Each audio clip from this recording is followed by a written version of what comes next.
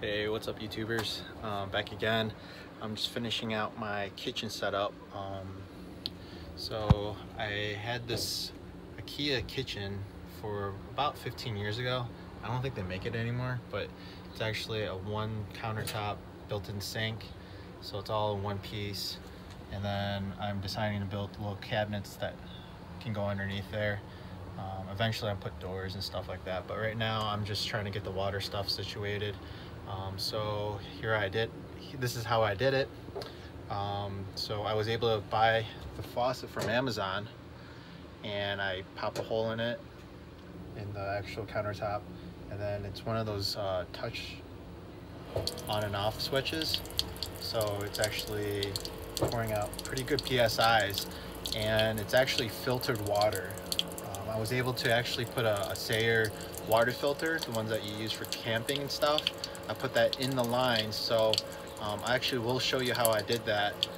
But this is all filtered water. It'll, eliminate 99.9%, and you use it for hiking. But I decided I had an extra one, so why not, use it for this purpose.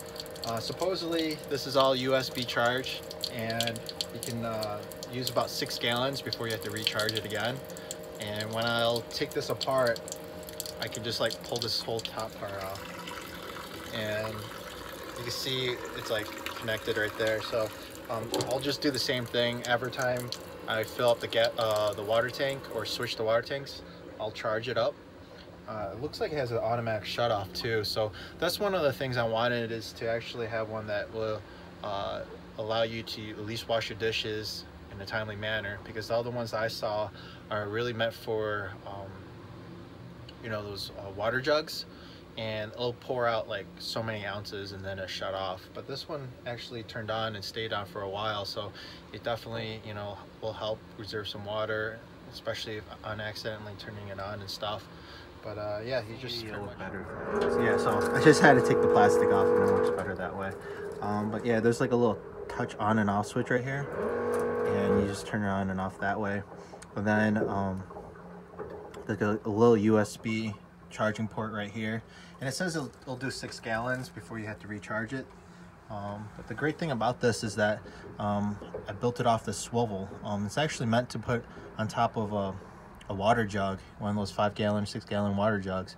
But I was able to use this part, and this part actually came with my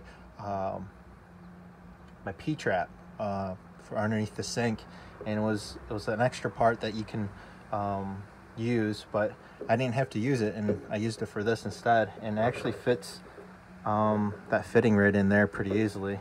So when I want to charge it, I'll just unhook it, and I'll show you how I unhook it. So it just goes right on top. So now we're taking a view underneath the sink. So this is like the P-trap that you buy for an RV. The reason I had to get it is that I wanted the extra clearance. If you were to put a regular trap in here, it'll bend down and then go like this, and it will take a lot of space underneath the sink. So I ended up getting this from Amazon too for like 14 bucks.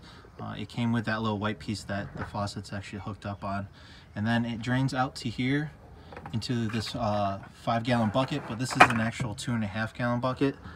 So the reason I used the bucket instead of another water jug is that you can take the top off of this and actually rinse it out, and you can get the dirty stuff out of it and clean it out. So I just pretty much put a 1-inch hole into there, and then the water can drain into that bucket right there. So whenever I need to, I could just unhook it like that and then pull it out. And it's not a 5 gallon bucket, but it's the half size. And then, like I said, you could just pop the top off, and when you pop the top off, you can actually, clean whatever you want in it. And you can see there's like bits of plastic and everything that I used. I just put it in there to show you an example. But yeah, because this sink does get a little gunky and stuff, and you just don't want this stuff to be sitting inside your RV for that long. So you can always clean this out once you dump it out.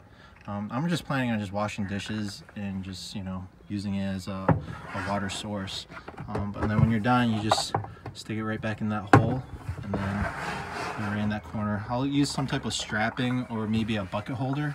I've seen some surface bucket holder where you could just put this bucket right in there, and it'll prevent that bucket from sliding. All right, so where my water filter is, I use one of these Jerry cans. It's a 6-gallon one, and I have a piece of rope that kind of holds it in place and tie it down. But then this is the cool part right here. Let me actually pull this all apart. So this is all just temporary right now, but I put a hole in there, and then I use, you know, like your silicone tubing, and this is the actual Sayer water filter that you use for camping and stuff, and it pulls enough PSIs to get it going through here and filter it out. So I'll probably gotta change this like every once a year, and it's about 30 bucks for that filter anyway. So if you were to get one of those water filter systems for your house and set it all up this way, the filter alone would cost you probably $10-15 there. So this is, you know, you don't have any pumps or anything like that except for the faucet up top, but you know, this is great for boondocking, especially if you're doing like really cold temperatures. I don't like to have any like water that can freeze or burst a bucket or burst a, you know, line or anything. So everything's like underneath this thing. So worst comes to worst, if I need to winterize this, I can just easily do that in 2 seconds. And then this faucet's only like $30 on Amazon, and yeah, you know, it does the job. I mean, to just get filtered water and to wash your dishes, under $100 it's well worth it. And then, like I said, it's very versatile. So if I wanted to go camping and stuff, I can grab that filter and put it in my backpack and go backpacking. But yeah, so this is how I'm setting it up. Hopefully this helps you guys out. And if you have any questions, leave a comment or you know, hit me up on my email. All right, you guys take it easy. Bye.